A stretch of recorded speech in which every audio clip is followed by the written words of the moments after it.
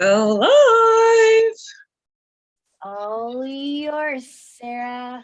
Hey, y'all. Happy Wednesday. I was really looking to jam out to the LOVE song. My daughter had one of her first dance recitals to it, so I have some hand moves and all, but I saved you part of that. Happy Wednesday. Happy end of July. What the heck is happening here? I don't know how we got here so quick, but here we are looking at August coming down the pike. And today we have the so popular PhD in real estate brought to you by our fabulous Ashley Lunn, delivering market stats at the highest level I've ever seen. So without further ado, I will buzz through the happenings. To start off, I would like to welcome back our darling Anita Gamma and welcome to the family, Lisa Bishop. If you see these two faces hopping around, feel free to say hi. How are you? Oh, and Monique. Yes, Monique, you are in the system this week too. We're so happy to have all three of you. We love a good welcome back and we love to start new careers as well. So congratulations to all of you on making an awesome choice and joining our Metro family. We are so happy to have you. Now, does anyone have any buckets to fill or celebrations to share?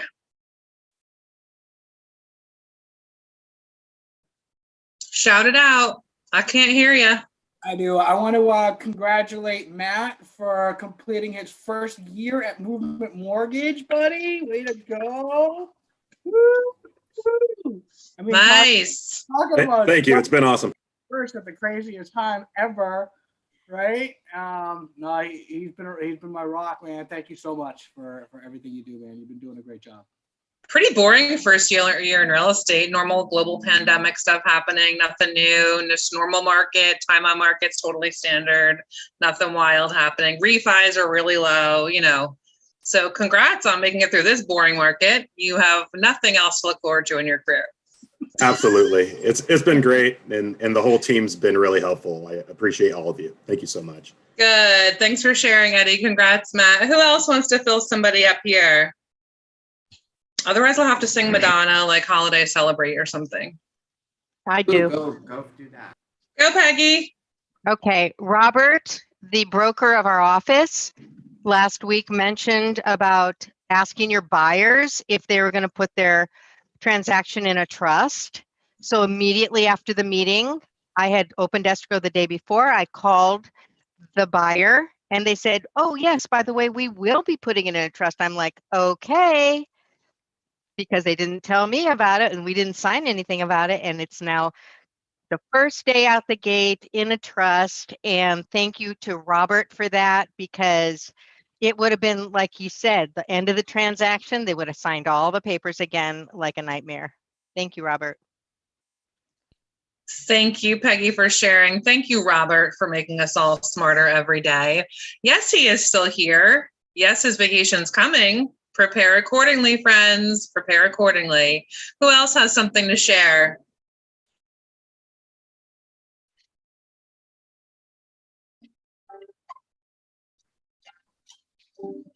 Ryan, I think you're talking, but I don't see you off mute, maybe? Or Brett, is that your hand up? There's a lot of movement happening in my boxes. I feel like I'm watching the Brady Bunch opening scene, but I can't tell what's actually happening. All right, y'all. Well, I love y'all. I'm thankful for you. July is rocking. Coaching is rocking. There's so much to celebrate there. So without further ado, I will pass it off to our fabulous broker, Bob, to shout out some coaching growth. Thank you, Sarah. Hey, Evie, let's get that screen up. We want to recognize people in the Launch and Growth program that are doing some fantastic stuff. On Team Alicia, Russ, Brett Julius took another $1.25 million listing in growth. Congratulations, Russ. On Team Clarissa, Min closed an escrow on his listing in growth. And Carlos closed on his first listing in growth. Great job, everybody.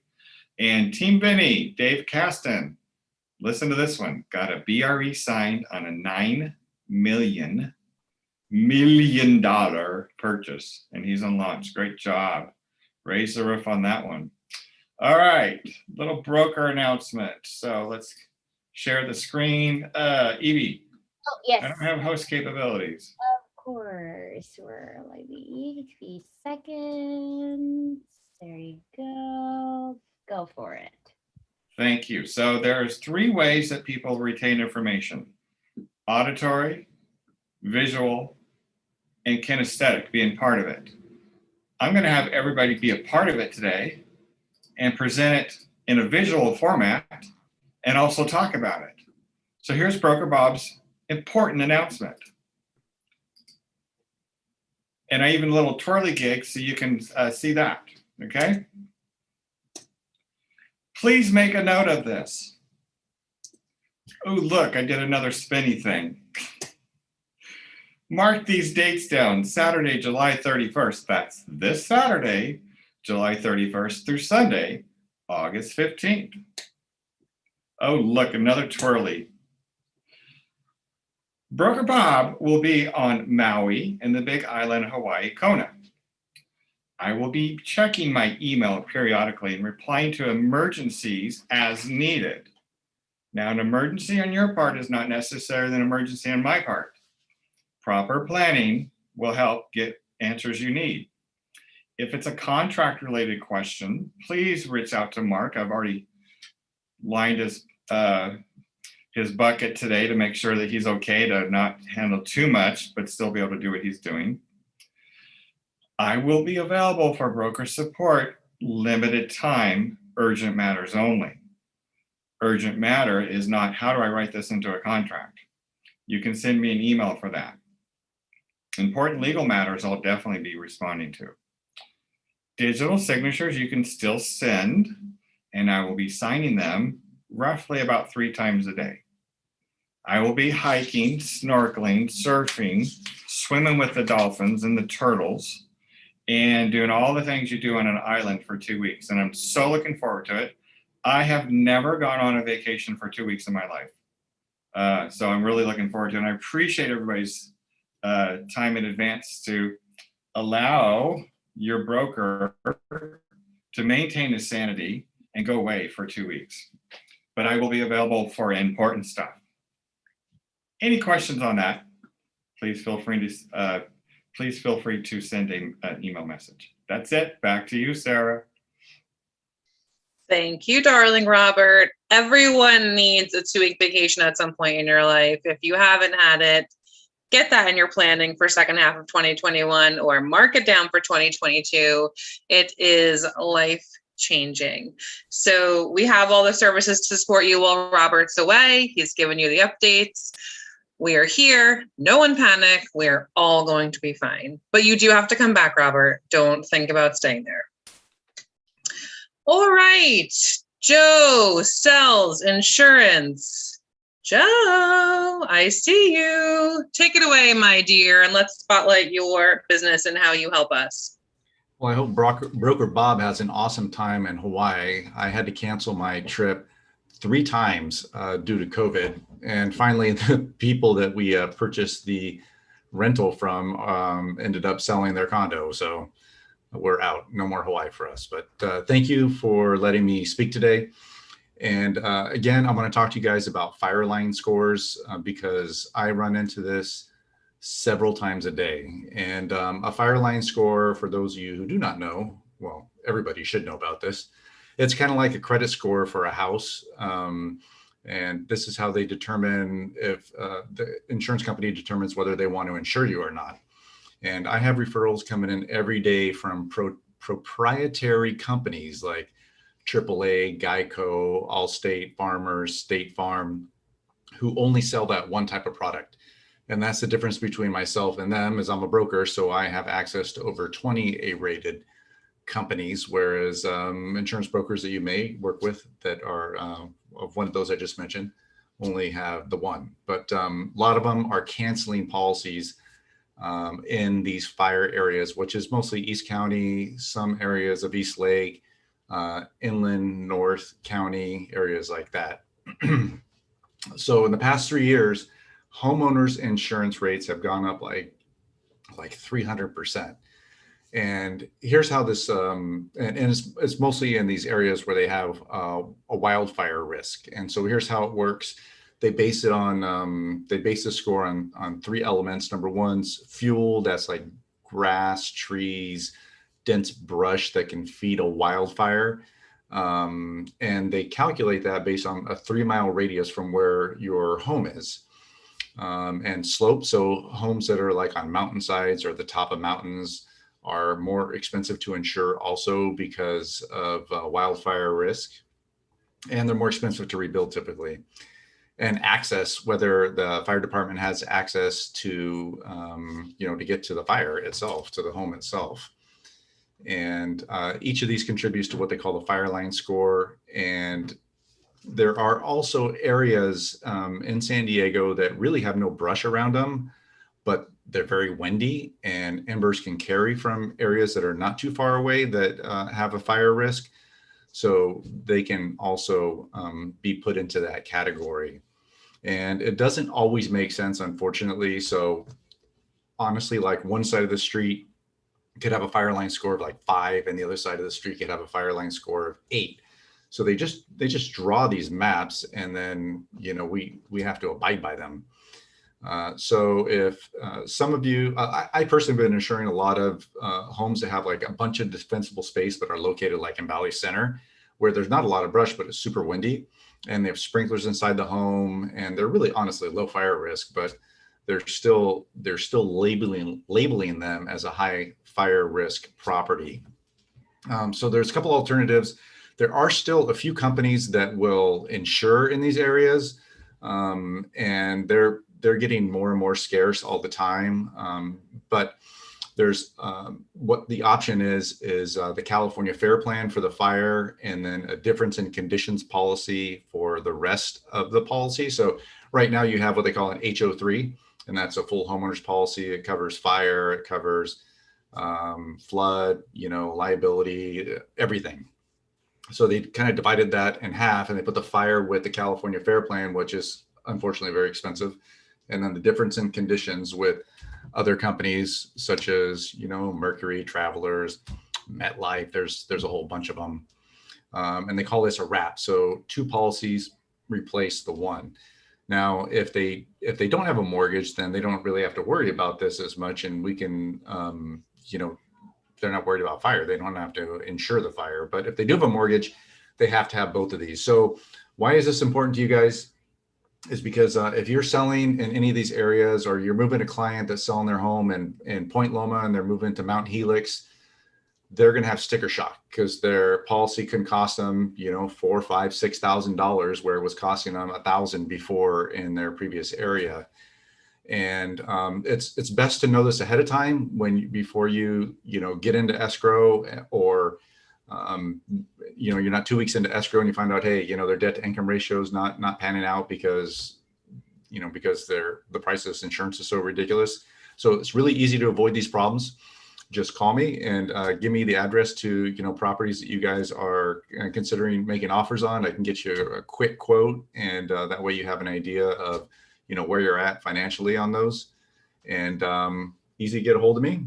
Love working with Keller Williams agents. 619-876-6866. Joe Guidi, thanks a lot for your time, you guys. Hope you have a great day. Joe, thank you so much. And Alicia was shouting out in the chat while you were talking, giving you props that you have saved her like half the price. You're awesome to work with. And I see other people asking for info to get their clients help. So expect your phone to be ringing.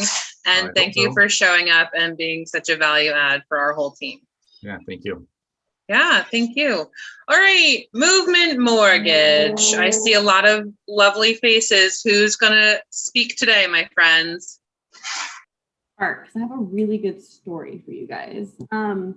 So I'm going to make this super fast because it's stats day. So we had a client who was a VA client. As you guys know, when you do a VA loan, you need to have termite clearance, right?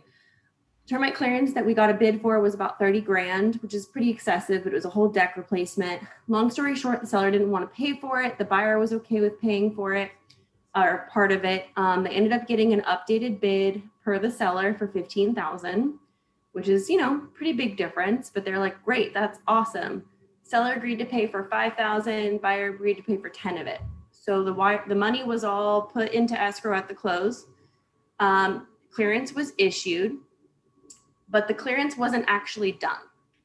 And what happened was once those funds went into escrow paid the termite company because supposedly the work had been completed. The buyer and the seller both knew that the work hadn't been completed, but they just assumed the work was going to be completed after the close.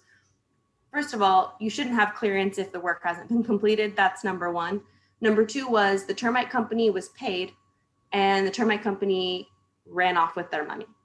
So now my buyer has a $30,000 deck that needs to be replaced, and he's out 10 grand that he paid to replace a deck that was never replaced. So he's out about 40 grand at the moment. So the moral of the story is here, there are certain situations where you will have maybe like a tent go up and you'll get clearance because the tent's on, but the work's not kind of completed. Or maybe you're doing something to get around the lending stuff. Whereas like, if we get the clearance, we don't care. We can close the loan, right? But the moral of the story is I have another client right now where the woodwork's going to be done, but the tenting is not going to be done until after the close, but they're going to be able to issue the clearance ahead of time. So I told that agent this story and I said, the things that could have prevented this was looking up the license number. When they looked up the guy's license number, it wasn't his. And then calling the board to verify the information if it's a reputable company, or just closing the deal once the work's been completed, right? So I know we all have like these really fast closes. Everyone's trying to close in 15 to 20 days. And in order to meet these crazy timelines, we're making exceptions, but it's going to cost your clients money in the end. So I just kind of wanted to jot that out there. I know Ed's got something to add and Wes has something to add, and I'll share the information on the side. But yeah, just be careful. Go ahead. Go ahead, Ed. Wes, did you want me to mention the Fed? Yeah, I'll talk about it, no problem. We had the Federal Open Market Committee meeting this morning, or their press conference. That's our morning, their afternoon. And they were talking about when they're going to raise interest rates, not to be confused with interest rates on first mortgages. It's always a conversation we have with clients when the Fed will eventually start to raise their interest rates. But they were talking about, we're all here to be students of the market with Ashley's market stats that she's going to present today. So I just thought I'd bring some nuggets from the financing side to add alongside of her real estate stats that she's going to be presenting. Does anybody have an idea of how much inflation is right now? What the reading is? Anybody? Bueller? No? Ed? Blanky? What do you think? Oh, It's 5%. Good answer, Joe Fair. If we didn't have RESPA, I'd send you a gift. No problem. But 5%, that's high. 2% is the Fed's target. So we are running hot, and it's actually a healthy sign for our economy that the inflation is higher than normal, but they need to keep an eye on it, obviously, so we don't have something that happens similar to what happened in the 70s and the 80s after that with double-digit interest rates and stagflation, which is basically when you have too much inflation and too many people unemployed. Does anybody have an idea of how much home prices went up in San Diego year over year, according to Case-Shiller yesterday? This is a jaw dropper when I read it. It's pretty bananas. 25% year over year in San Diego. We're top 3 metros. It's a big chunk of change, definitely. Stats are important to know this information so you can pass along to your clients and be the trusted advisor that you are. The Fed's talking about tapering their purchases of assets. That's what the Fed does in an economic and uncertain time, like the pandemic was, or like 2008 was for the financial crisis. Right now, the Federal Reserve is purchasing $5 billion, or we write $5 billion of mortgages a day in the mortgage industry. The Fed is buying $4 billion of those mortgages every day, just to help keep interest rates low and help keep the market stimulated. So they're artificially creating that demand, and that demand brings the interest rates down. That's why we saw the low rates that we did last year. And so they're talking about when do we start to taper that back? And they came out today and said they'll look at it, later this year. You know, as long as unemployment gets better and as long as the inflation doesn't get too crazy, you know, they're going to keep an eye on things and they're going to plan to start tapering that back at the end of the year. But that's what they do. You know, if we didn't have the Federal Reserve in the market right now, purchasing the mortgage-backed securities that they're buying, when we had that 5% headline number come out on inflation, we would have seen an increase in interest rates that's 2/3 worse of what we actually saw in the market. With the Fed being there and buying the mortgage-backed securities that they are, and being the dominant player in the market, they actually created more stability in the market. So whereas in a market where they weren't doing that, and we had a reading like that, we would have seen interest rates go up, you know, 4+% after a reading like that. So I just wanted to share a few of these nuggets with you on the financing side ahead of Ashley's stats that I'm looking forward to myself. Thank you for your time and have a great day. Thank you, Wes. Thanks, guys. Thanks, Amanda, for sharing the perspective for learning and helping us stay smart with our client choices. And thanks, Wes, for bringing us the meeting from this morning tidbits. All right. Bridget, do you have Culture Committee to share? Yes, thank you, Sarah. So we've got our next in-person social a week from Saturday. It's August 7th. A couple of our agents are going to the Padre game, so we decided to just do a pre-party. It's going to be at East Village Tavern and Bowl, and it's going to start at 3:30. We'll be there for approximately, or the gang will be there. Unfortunately, I won't be able to make it, but we'll be there from about 3:30 on. We have a couple of amazing sponsors who are going to be covering the bowling and some light appetizers. So feel free to stop by. We would really appreciate it if you could RSVP. We already have way more people than we thought that were going to come, which is a great problem. We're very excited about having so many people get together. But if you could please just RSVP and let us know that you are coming. That way we make sure we have enough little appetizers and we get enough bowling lanes for you. So we look forward to seeing you all then. Thank you so much. Thanks, love. Check out the RSVP if you guys need the link. Look for your email. Maybe we can post it in here as well and get that under control. And one more fantastic share before we move on to Ashley. Michael Barrow, where are you? I'm here. Can you hear me? We can. All right. So Richard and I have a couple new listings. One that's hitting the market tomorrow. This one that you're looking at is a 3-unit property in the historic district of South Park. It's actually a full single-family house that's 3 bedrooms, 1.5 baths, about 1,800 square feet. And then in the back of the lot, it has a fully detached 2-bedroom, 1-bath, 2-story house that's about 1,140 square feet. And then in between, a studio that's about 300 square feet. So it's a really unique property. Maybe a Mills Act candidate at some point. I would think you need to do some updating to it to get it back. But that's going to be coming on tomorrow for 1.7. And then we have a coming soon in La Mesa. And this one is a single story, 4-bedroom, 2.5 bath. Just under 2,100 square feet on a large lot. It's about 11,000 square feet. It's got a really great floor plan. It's pretty difficult to find these single stories. It does need some updating. It's the same owner since mid-70s. But it's a really great opportunity at 779. So there's a lot of upside on both of these properties. So that one will be hitting the market, I believe, next Thursday. Awesome. So guys, reach out to Michael with anything with connections to make. That compound property looks amazing. So kudos on that one. And yeah, anybody with other property pitches and buyer needs, please go to our Facebook page so we can scoot on over to Ashley's Market Stats and learn how we stand this summer in San Diego. Ashley, it's all yours. Howdy, howdy. How is everybody? Yeah. Great. Hey, Maddie, good to see you. Okay, do I have access? Can I share? Yes, I can. All right, happy July 28th. And I didn't know this, but I'm so excited because I will be celebrating National Chocolate Day on October 28th. Yeah, it's a national holiday 90 days from now, which means if you're doing what you should be doing and lead generating and lead follow-upping now, you can buy lots of chocolate on the 28th.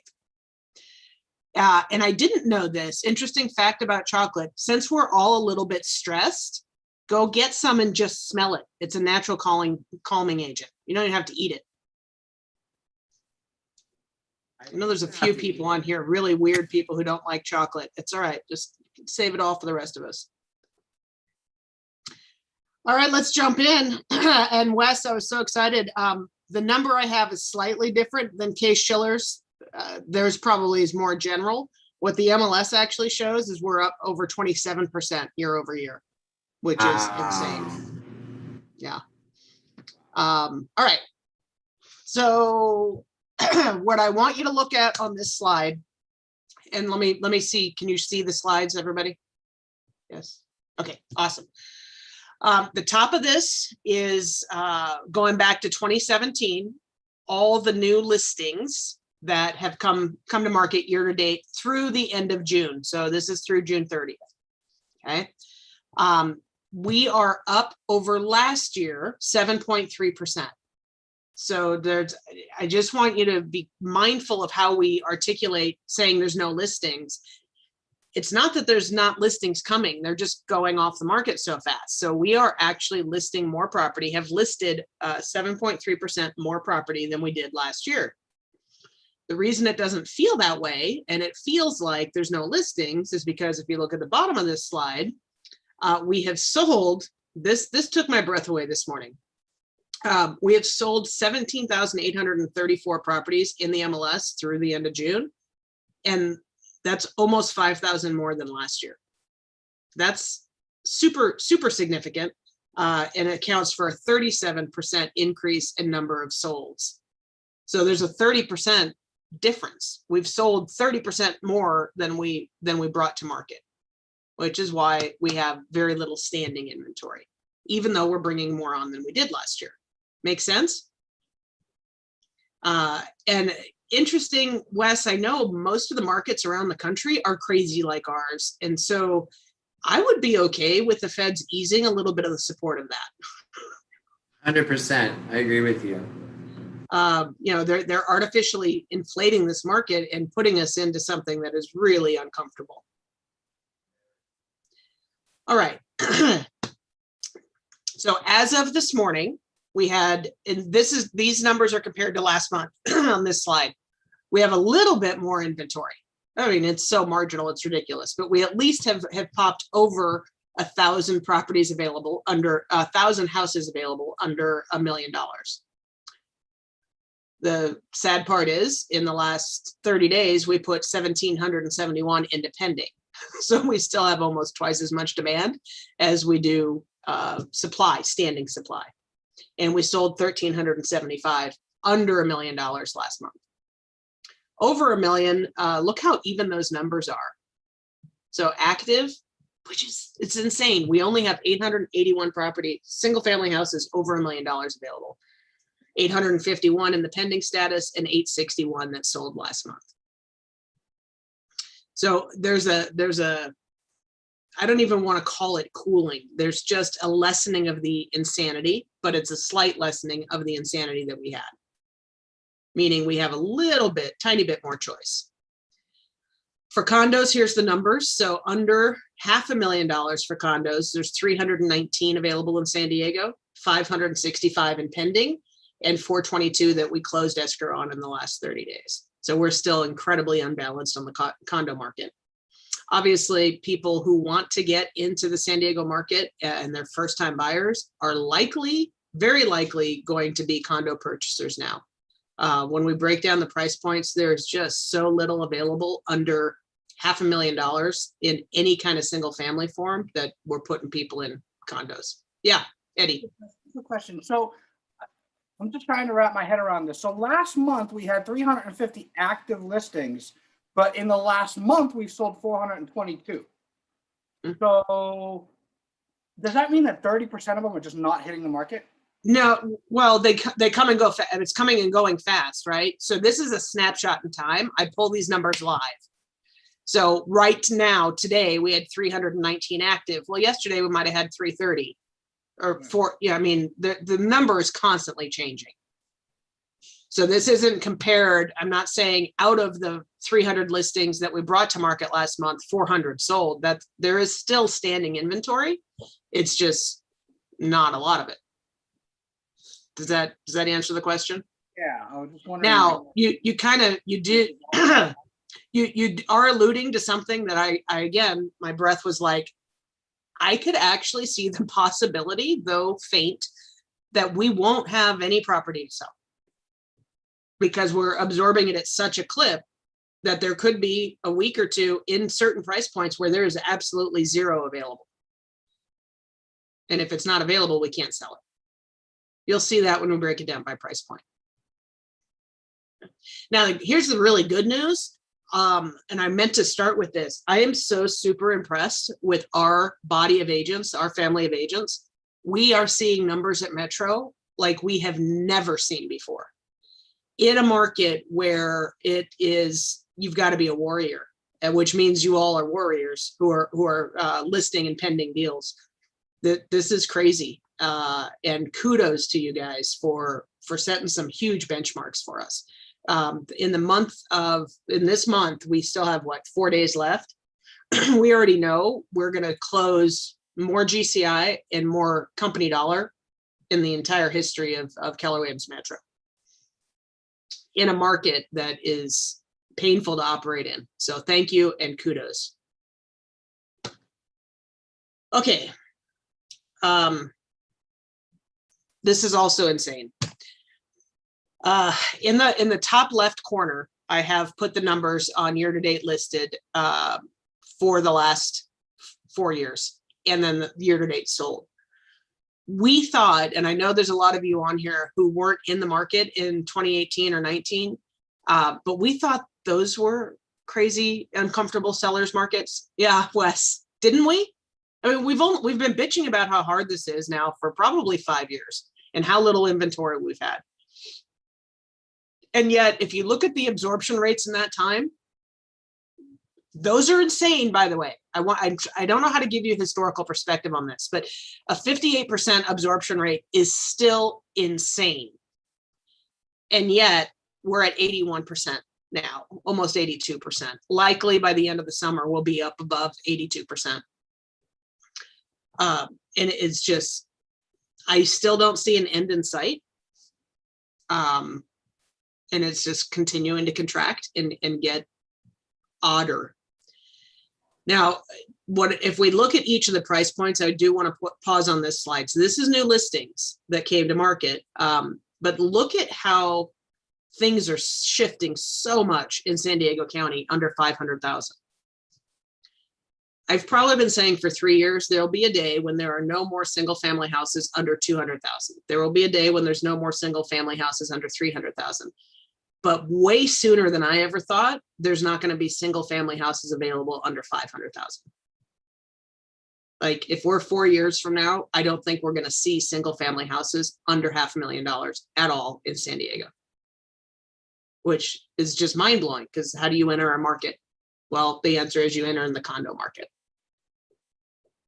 Yep. Okay, questions on that?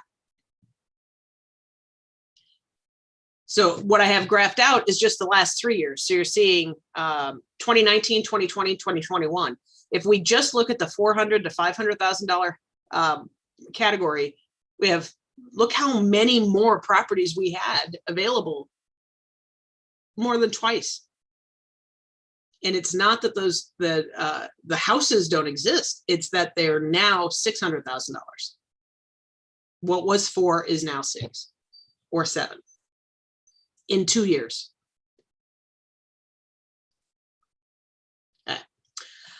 Next slide is,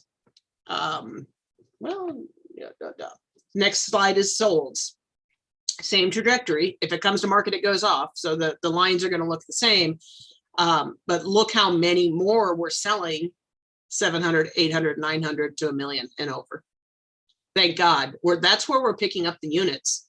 And I know for many years, I said, I don't want to be a market center or a brokerage that's focused on the luxury price point, because when a market starts to shift, it's always luxury that takes a bigger hit and for longer. But the reality is our perception of what luxury is from a financial standpoint has to shift. $1.5 million is no longer luxury. I'm kind of dreading it, but I know this year I'm going to have to add in another price point, because 1.5 isn't luxury. So where is that going to be? Likely it's going to be close to 3 million, I think, when I look at the number breakdown. Anyway, it mind-blowing. Makes me feel very old to know what a normal market was. You have had to be in real estate in San Diego since 2009. That was our last somewhat normal market.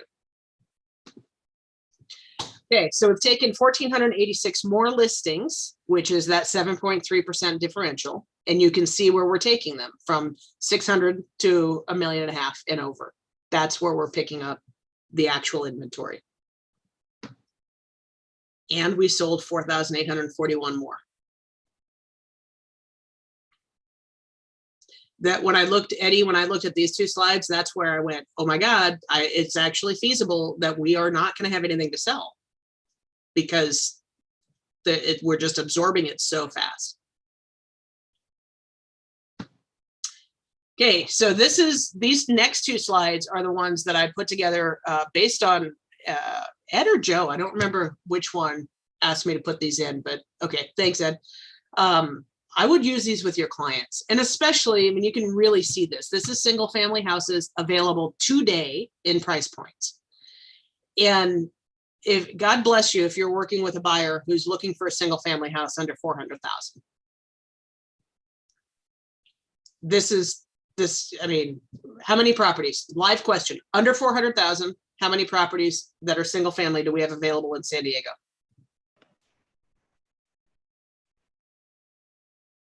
32. 32 houses available under $400,000. So if you have that buyer, you're probably looking at all of them. Under 200, by the way, then I had to go in a little bit deeper and go, wait a minute. When the numbers are that dramatic, do we seriously have anything available in the single family range that's under 200? The answer really is no, because number one, there's some idiot agents who put mobile homes under the single family category. Pet peeve. By the way, those two agents in this have been turned into the MLS. But then the other properties that are available under 200,000 aren't probably where your people are looking, meaning Descanso, Campo, Julian. Like they're not our traditional. And that, by the way, that's all the way up to the 300 to 400. All of those are way outskirts, which is probably no surprise to most of you. All right, how about condos? In each of the price points. So this is also kind of scary and a little bit sad for me, because seeing the numbers as they stand today, I can also see a period of time where even our condo market is going to be out of touch for most normal families.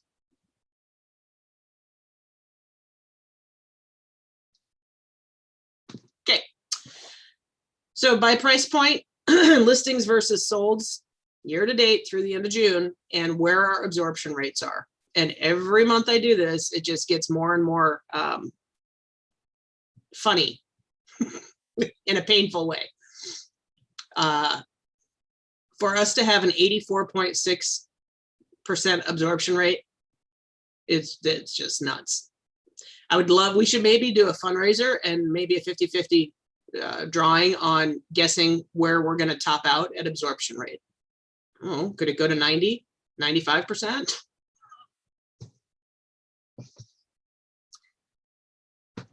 This is last year. I'm going to toggle between the two. We thought 2020 was nuts. Once we got out of the like freeze of the pandemic, we thought things were really, really tight and really, really fast. And look at the absorption rates in comparison.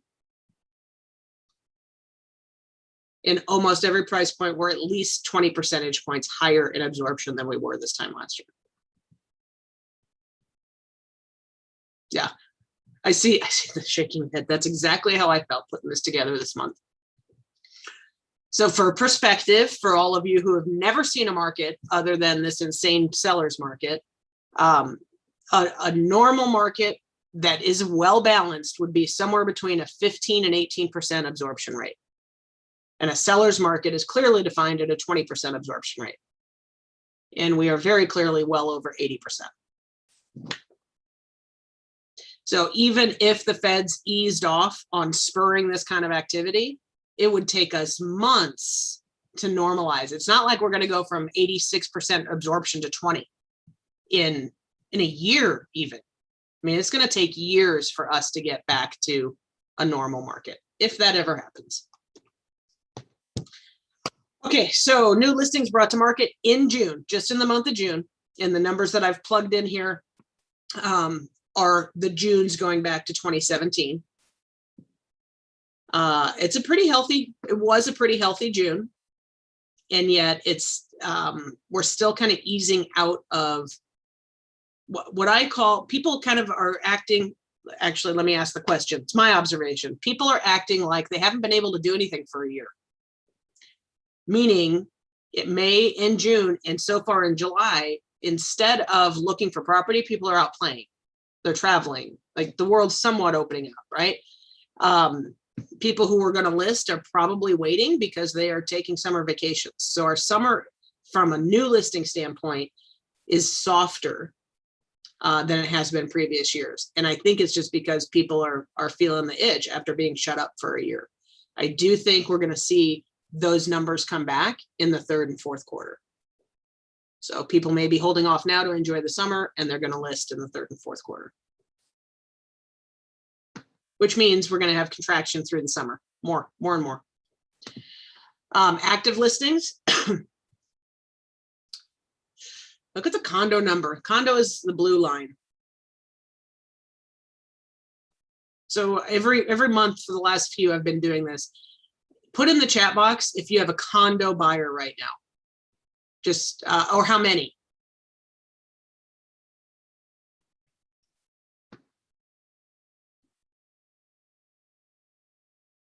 Amanda, 35. Yeah, okay, well, we could, oh, good Lord. Yep, yeah, well, they have 1,000 choices today. That's it.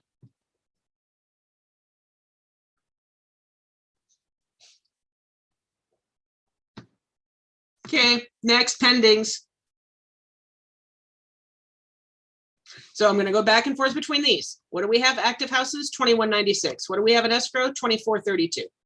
And the line, the trajectory line for pendings is going up. What do we have active for condos? 1117. What do we have pending? 1460. And then solds. And look at that trajectory lines for houses. It's the biggest June we've had in terms of closings pretty much forever.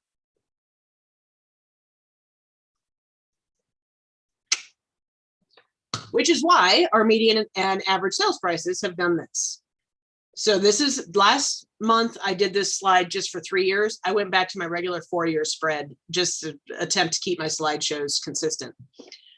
So from June of 2017 to June of 2021, 4 years, we've gone from 615 as an average single family, I'm sorry, a median single family price to 875 as the median. So over 4 years, we gained 42%, which is pretty impressive and certainly not long-term sustainable. What's even scarier is 27.5% of that appreciation is just year over year. That's worst case Schiller was saying, we've had a 25% increase.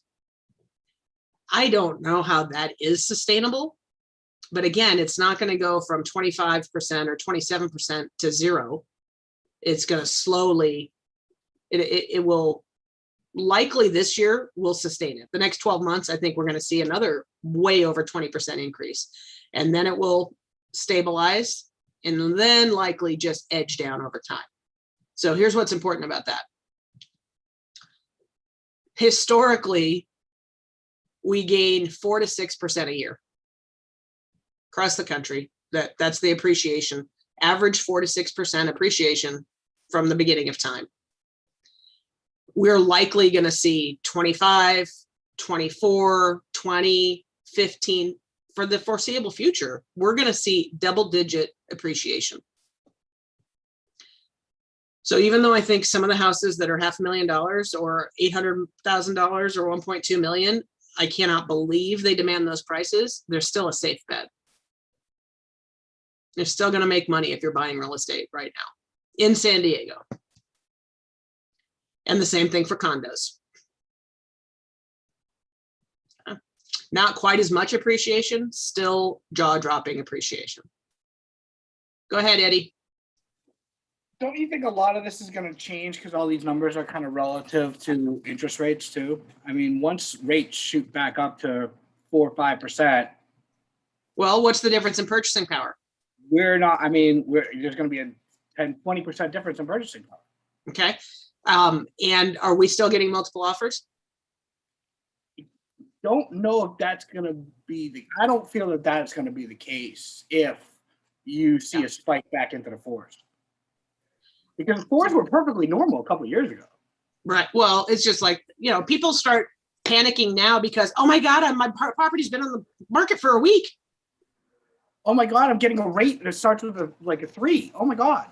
Oh, yeah. So there's going to be, we forget, right? That's why I'm trying to give the historical perspective. We forget what's normal and what's really good. 4% is still super cheap money.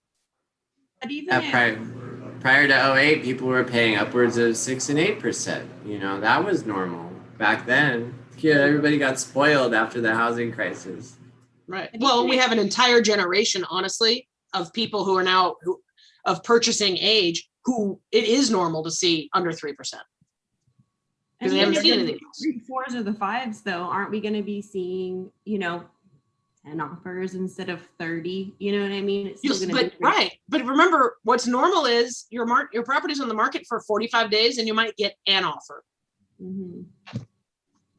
10 offers in a week or two is still stupid good. Mm-hmm. Exactly. I mean, the end of 2018 is probably the highest that we've seen rates since the crash, right? And that was when we started to see the market kind of like level off a little bit, if you want to call it that at all, because that's when I bought my house. So I was like heavily, into it. And I was terrified because I thought rates were going to be like super high, because they were like high 4s, low 5s at that time. And I thought values might even maybe dip a little bit, which they clearly didn't. And it was still competitive. I was still lost out on 2 other houses. Ed bought his house around the same time. We were all still competing. And how much money have you made? So here, and so you guys, I love this, that all 3 lenders are talking to me. Even if we have that spike, we have the demand. We cannot build any more property. Yep. It's just not feasible. So we're somewhat protected. And I get a little crazy with all the social media chatter I hear about all the people fleeing California. If all the people were fleeing California, we wouldn't have an inventory issue. Totally. No, they're all moving down. If for every 1 person that's leaving San Diego, there's 5 more coming from the Bay Area. Yeah, 50,000 household formations in San Diego every year. And we're only building 9,500 units. It's that simple. Oh, and they're units that people don't want right now. I mean, COVID really affected the mentality. We'll see that on the very last slide. The mentality of a purchaser here. Where people are fleeing are condos. And it's not fleeing, but there's been a lot more growth in the single family category than there has in the condo category. And what can we build? Condos.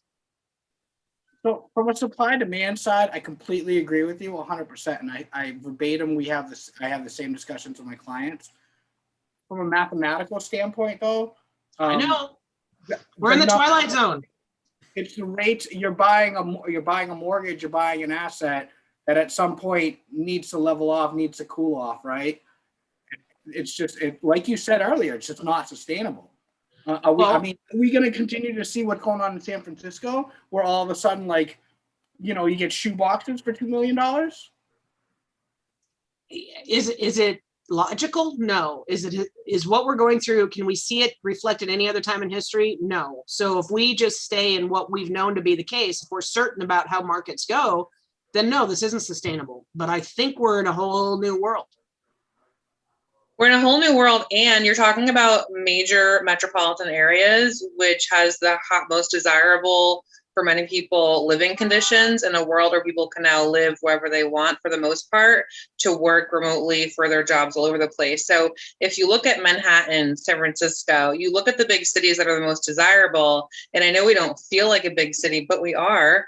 And we spread out to the county, and we have a drivable county with an amazing quality of life.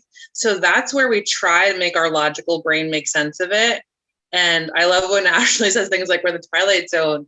It's because it's impossible to predict what happens, because you couldn't have predicted this last year or the year before. So now it's just staying intelligent to what's happening and aware of how we can work smarter and keep getting better together.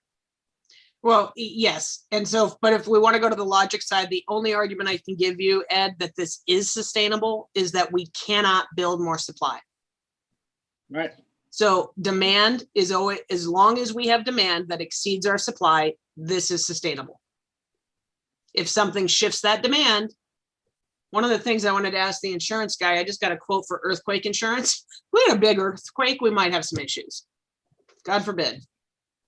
But the demand, I just don't see going anywhere. I mean, I guess that might be part of my point, is that a spike in rates might freak the bejesus out of the younger population that's just getting into the market, just dipping their foot in, and that might cool that demand.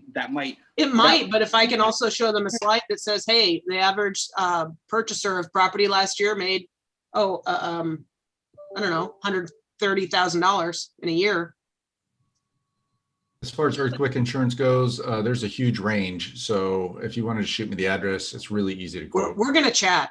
I got my I'm out in Hamul, so I got my California Fair Plan tripling. Oh yeah, I just sent Nikki her quote. Okay. All right, so here's the average. It's even bigger than the median. And I truly thought, going into this year and doing these stat presentations every month, I thought we had kind of poked above 1 million for the average and we would settle back down. I don't know that we'll ever go under 1 million average ever again in San Diego. It's just going up so fast.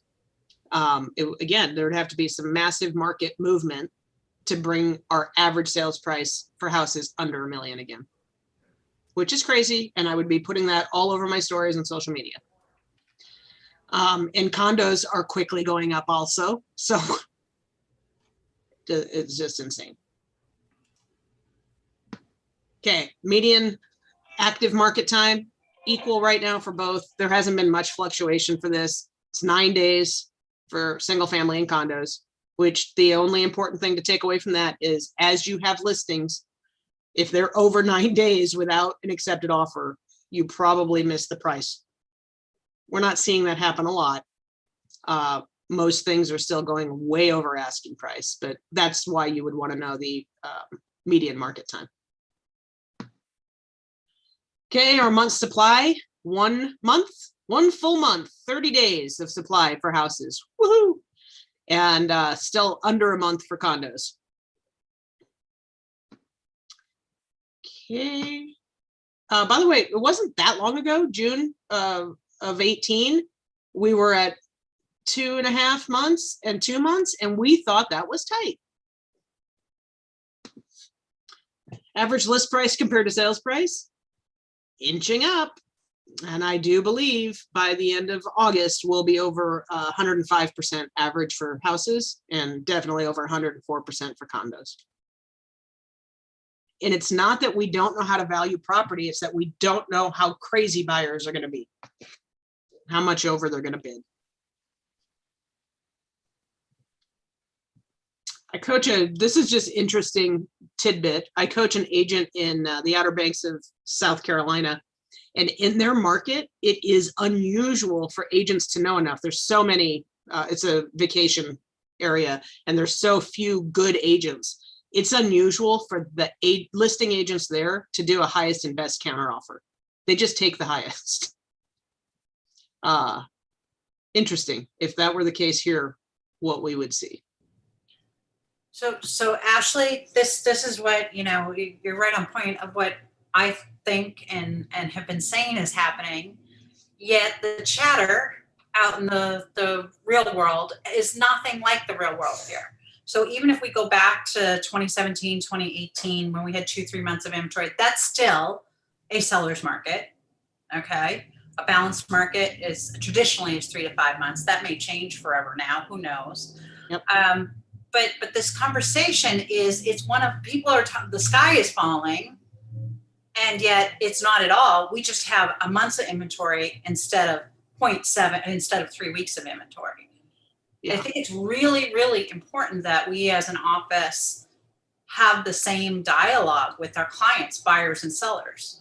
That's part of the reason why we're seeing, you and I have had this conversation that, oh, wow, now the seller actually, and I think I said it here before, now the seller actually has to pick up the dog poop in their dirty underwear. Oh my gosh, the sky is not falling, guys. So we have to actually do our job, kind of. Yeah, you're right. I agree. I see those conversations and I just go, oh my God, people, you're showing how inexperienced you are. Now, from a human behavior and psychology standpoint, if we go from 3 days average market time to 6, that's still doubling, right? It's the percentage increase that makes us go, oh my God, the sky's falling, because we lose perspective on what the overall reality is. It's the same conversation you just had around interest rates with everybody with movement. It's all perspective, but I think it's really important. That's the power of this office, is this conversation on how to frame this now, the conversations we're having with our buyers and sellers, because buyers are now thinking they can look for bargains again.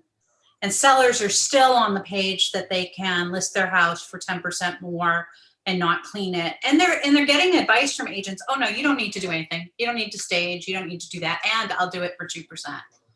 So I think it's really important we have this conversation. Everybody, there's 64 people here, that everybody hears it. Well, and realizes I've done this for years, and I don't think I've ever articulated well why I do this. It's specifically so you can go be the educators in your spheres of influence. Because no matter what they hear on social media or regular media, it's not ever going to be really accurate. Everybody has an agenda.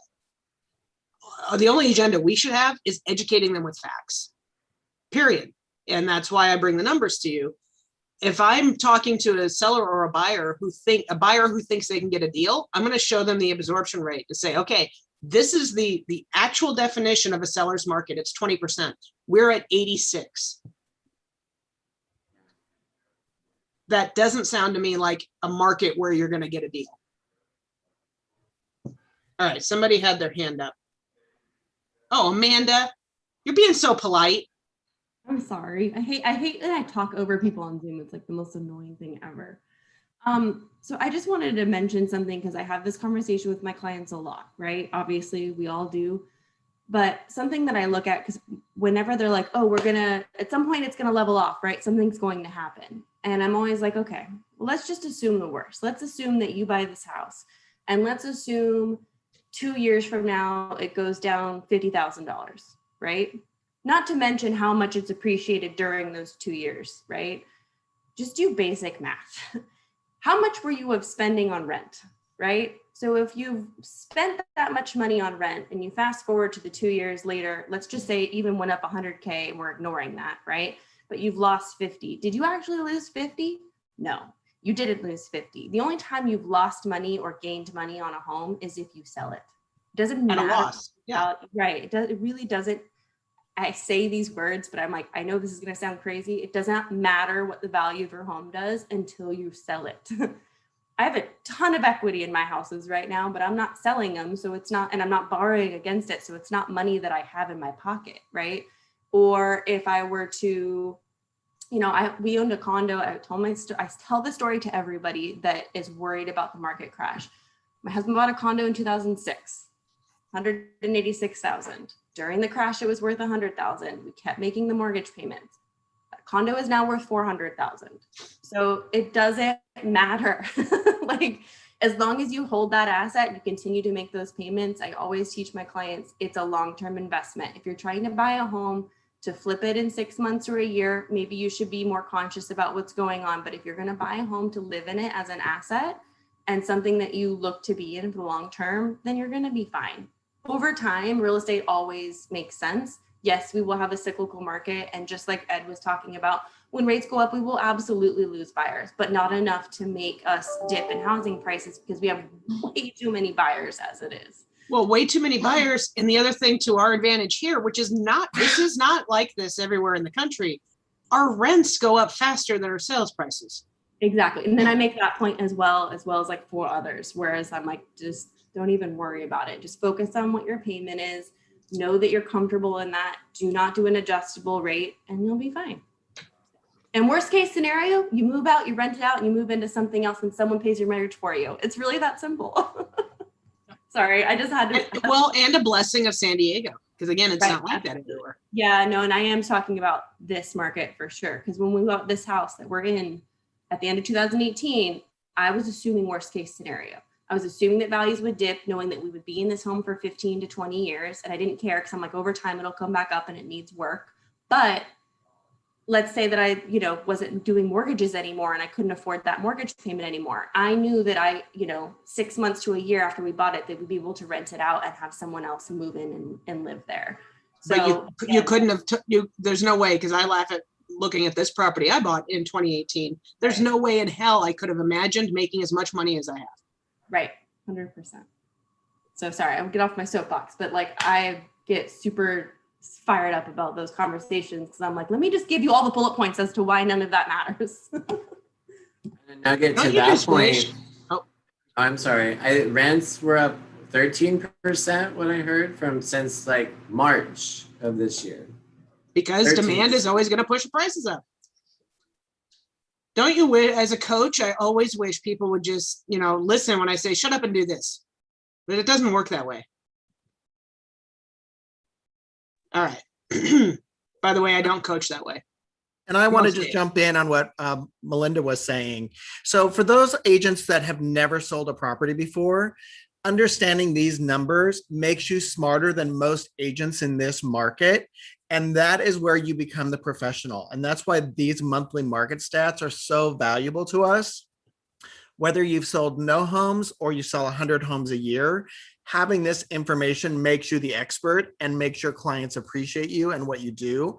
And that's why what Ashley does for us every month is so powerful and so much value to our market center. So thanks, Ashley.